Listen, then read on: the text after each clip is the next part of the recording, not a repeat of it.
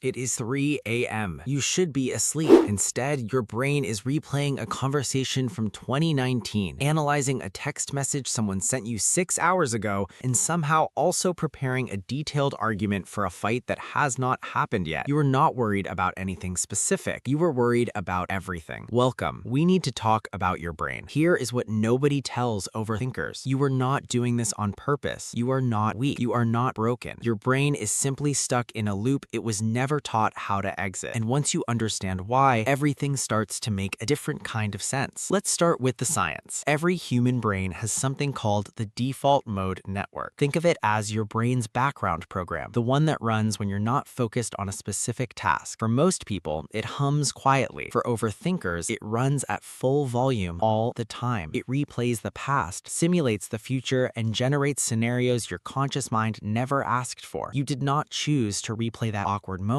from 3 years ago at 2 a.m. Your default mode network chose it for you. But why does it do this? Because your brain is wired for survival, not happiness. Thousands of years ago, the humans who anticipated danger, who replayed mistakes, who planned obsessively for every possible threat, those were the ones who stayed alive. Overthinking is not a flaw. It's an ancient survival feature running in a world that no longer requires it. Your brain is doing exactly what brains were designed to do. It just can't tell the difference between a real threat and a text message that ended with a period instead of an emoji. This is where negativity bias comes in. Your brain is literally built to prioritize negative information over positive. It scans for problems, locks on to uncertainty, and holds on to bad memories longer than good ones. For overthinkers, this bias runs on overdrive. One critical comment drowns out 10 compliments. One uncertain situation generates 50 possible outcomes, and your brain treats every single one of them like it needs to be solved right now. The real damage happens through something researchers call rumination. This is when your brain gets stuck in a repetitive loop, replaying the same thought, the same scenario, the same fear over and over without ever reaching a resolution. Studies show that chronic rumination is one of the strongest predictors of anxiety and depression, not because overthinkers are weak, but because the brain was never designed to run that loop indefinitely without a break. It's like leaving an engine running in a closed garage. Eventually, something breaks down. And here's the cost nobody talks about. Overthinking doesn't just exhaust you mentally, it physically raises your cortisol levels, disrupts your sleep, weakens your immune system, and makes it almost impossible to make decisions. Because when every option has been analyzed from every angle, nothing feels safe enough to choose. This is what psychologists call analysis paralysis. The overthinker does not lack intelligence.